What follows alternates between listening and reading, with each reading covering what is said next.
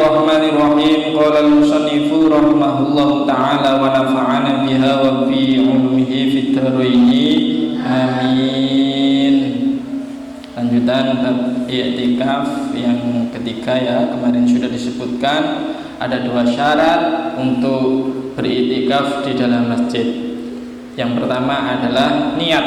Nah, niat ini tergantung dari apa yang dilakukan. Iktikaf itu apakah iktikaf sunnah ataukah iktikaf wajib.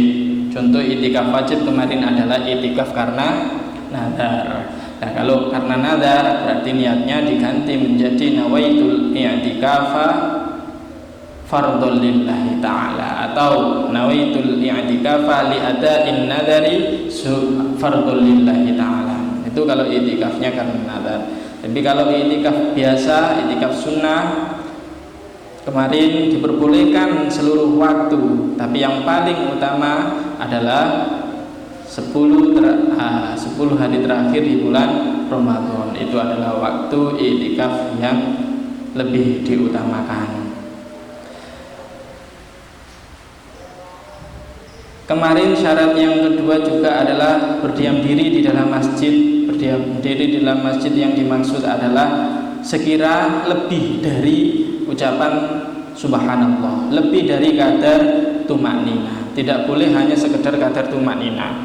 Kemudian masuk masjid hanya cukup umpama waktunya dia di dalam masjid itu hanya cukup untuk mengucapkan subhanallah kemudian pulang, maka belum bisa dinamakan i'tikaf, karena i'tikaf harus lebih dari tumaknina, kadar tumaknina, ukuran tumaknina.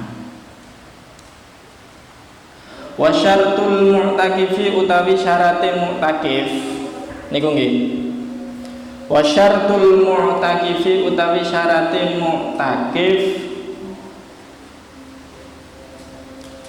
Islam niku Islam wa aklun lan anduweni akal wa naqaun lan suci an haidin saking haid au nifasin utawa nifas wa jannabatin lan jinabat.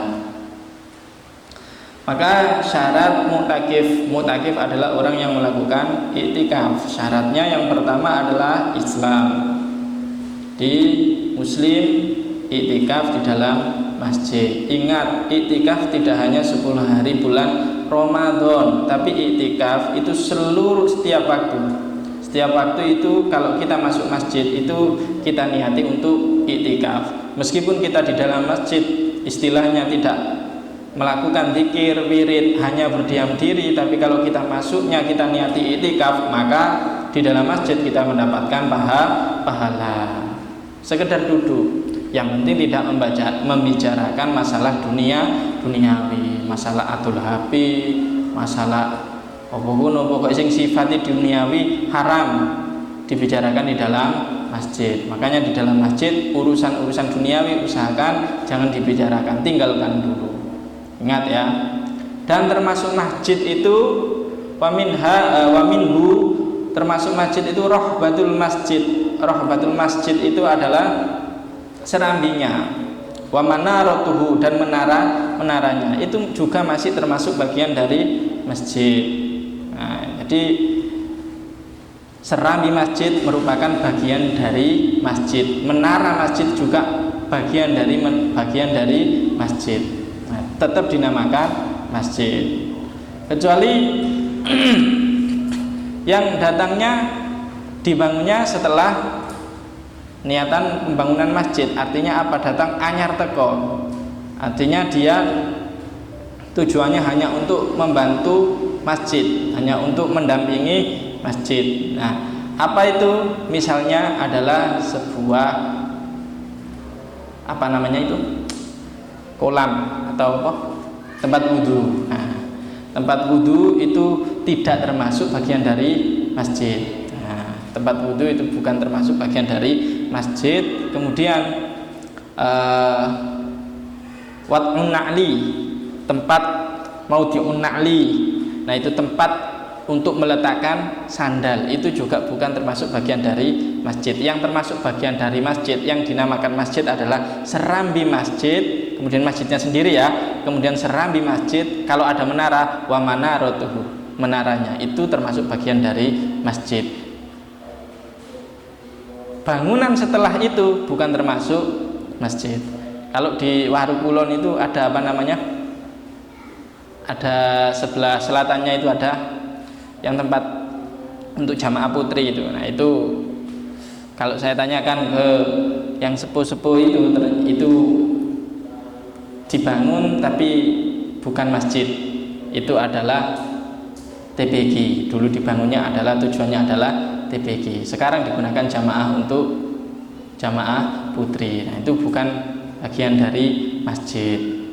Makanya kemarin ada sedikit perbedaan pendapat ya untuk menggunakan lantai atas ini. Nah, lantai atas yang di putri kan ada lantai 2 ya di dalam masjid. Nah itu boleh apa tidak digunakan untuk jamaah sholat. Nah boleh apa tidak digunakan untuk jamaah sholat. Nah pada dasarnya boleh-boleh saja. Pada dasarnya boleh-boleh saja, tapi menjadi sebuah perbedaan pendapat karena apabila ada sebuah bangunan yang bukan masjid dan itu adalah loteng, nah maka tangganya harus berasal minhu, artinya dari masjid. Tangganya itu harus terhubung kepada masjidnya, meskipun terhubungnya itu adalah di serambi. Meskipun terhubungnya adalah di serambi masjid, karena serambi masjid tadi merupakan bagian dari masjid. Nah, kalau tangganya tidak terhubung dari masjid, maka bukan termasuk bagian dari masjid. Nah, itu. Dan kemudian apa namanya? Salah satu makmum yang paling depan itu menjadi nisbat yang diikuti. Artinya apa? Makmum yang paling atas itu harus ada yang bisa melihat gerakan yang ada di bawah. Kalau bisa melihat gerakan yang ada di bawah, maka diperbolehkan. Nah, jadi seperti itu ya kemarin polemik. Kemudian rencananya hari raya juga karena ada pembatasan social distancing itu, kemudian kan jaraknya semakin longgar. Nah rencananya yang atas juga akan dipakai ya. Itu kalau khusus loteng ya. Tapi kalau misalnya khusus lapangan dan lain sebagainya yang berada di luar masjid, nggak perlu pakai tangganya, itu nggak perlu nyambung ke dalam masjid. Yang penting ngikut saja. Artinya apa? Ada makmum yang masih bisa melihat makmum yang lain yang ikut gerakannya imam. Contohnya misalnya berseberangan jalan atau sampean meluber sampai keluar lapangan diperbolehkan karena masih di bawah. Tapi kalau loteng tadi ada syaratnya, tangganya harus terhubung ke masjid meskipun hanya sekedar serambi masjid. Nah itu kalau khusus loteng, bukan kalau masalah yang luar nggak masalah, yang penting ngikut ke dalam masjid, ikut jamaah yang meluber atau banyak sampai keluar ya nggak masalah, ikut makmum yang bisa melihat makmum di depannya sampai kepada imam. Tapi kalau loteng sebenarnya itu kalau saya baca kitab itu diantaranya kitab I'anatul Thalibin itu tangganya, insya Allah yang saya paham itu tangganya itu harus minhu dari masjid meskipun serambi masjid. Syukur-syukur tangganya itu masuk ke dalam masjid, itu diperbolehkan. Tapi kalau di warungan enggak, ya sudah berada di putri ya kan. Putri kan tadi kan bukan termasuk masjid itu. Nah, itu maksudnya. Tapi karena darurat tidak ada tempat lagi, ya hukum bisa berubah karena darurat biasanya. Jadi diperbolehkan. Ambil yang gampang saja. Tadi syaratnya, syarat mutakif orang yang melakukan i'tikaf adalah yang pertama mana tadi? Islam, kemudian berakal, kemudian suci dari haid dan nifas dan juga jinabah. Nah,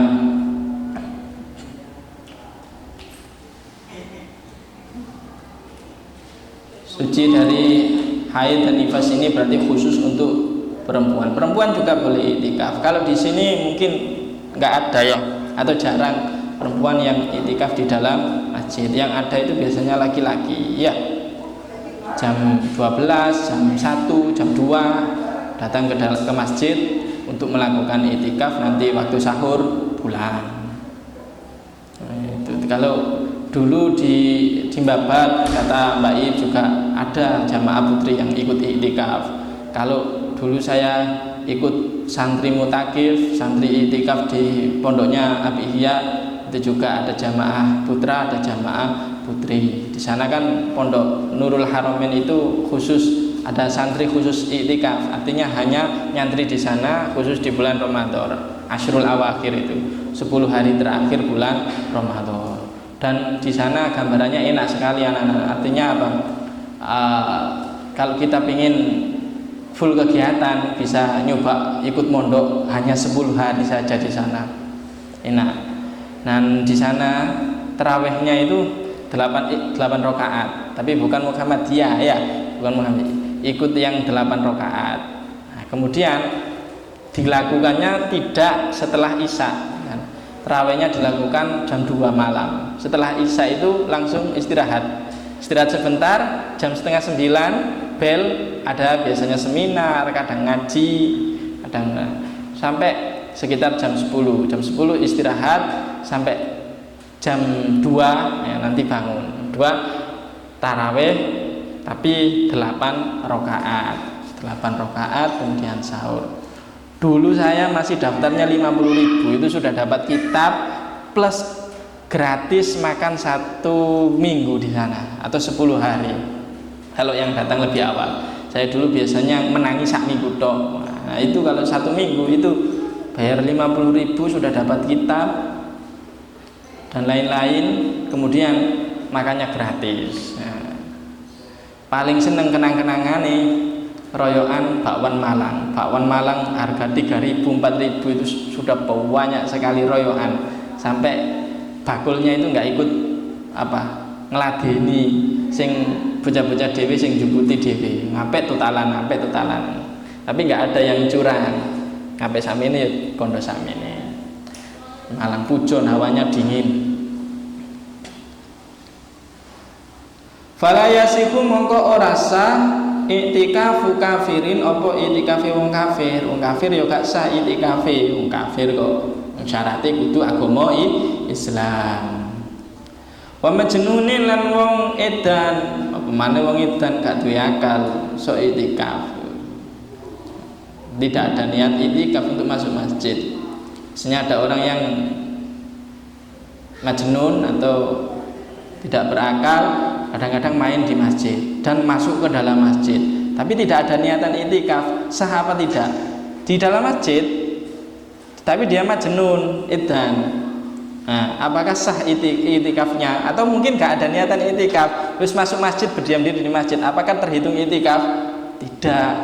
Kenapa? Karena pertama kemarin syarat i'tikaf itu harus niat. Yang kedua adalah berdiam. Mungkin si edan ini berdiam diri, tetapi dia tidak niat mengedan. Kemudian dari syarat mu'takifnya juga dia tidak memenuhi. Apa itu? Akil, berakal. Wahaidin, dan orang yang haid juga tidak sah untuk i'tikaf. Tidak boleh berdiam diri di dalam masjid, bahkan hukumnya haram kalau takut untuk jibrati masjid, mengotori masjid. Wa nufasa lan orang nifas, wa junubin lan orang yang dalam keadaan jinabat. Walau irtadda lamun murtad al mu'takifu sapa mu'takif wong kang i'tikaf, au sakar utawa mendem mabuk sapa mu'takif, batola mongko batal i'tikafu apa i'tikafe mu'takif. Dan ketika sudah i'tikaf, masuk masjid niat i'tikaf, ternyata di dalam masjid dia murtad, na'udzubillah min syarri dzalik. Lah murtad, maka i'tikafnya otomatis batal. Atau di dalam masjid ternyata mendem apa? Mabuk. Nah, maka i'tikafnya batal. Wala yakhrujulan ora kena metu al mu'takifu sapa wong kang i'tikaf minal i'tikafi saking i'tikafe al mandurati kang den nadari illa li hajatil insani kejaba krana hajat menungso.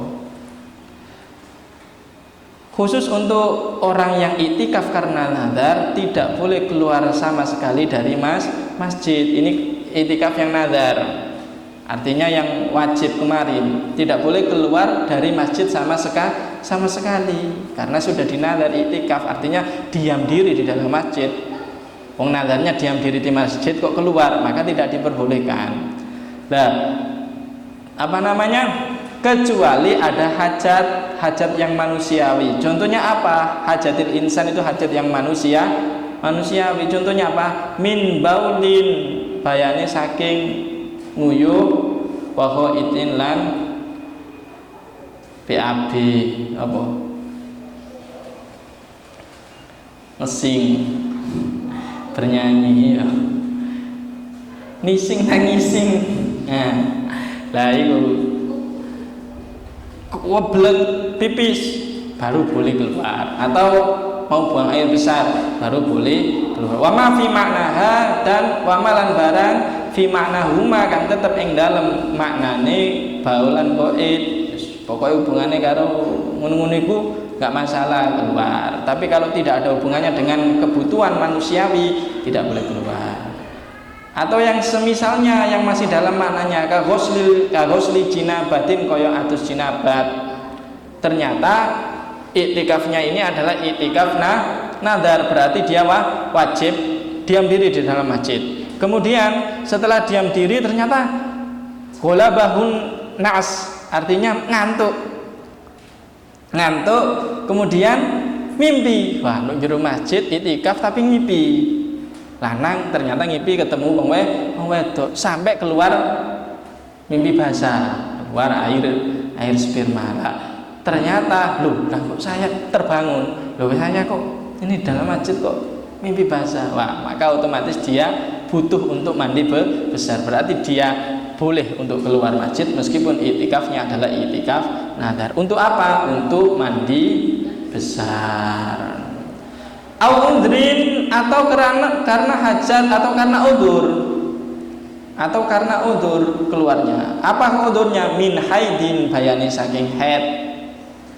Nah, sing wedok pas waya itikaf ternyata haid, nah, boleh keluar dan tidak boleh kembali lagi. Berbeda kalau tadi keluarnya kembali.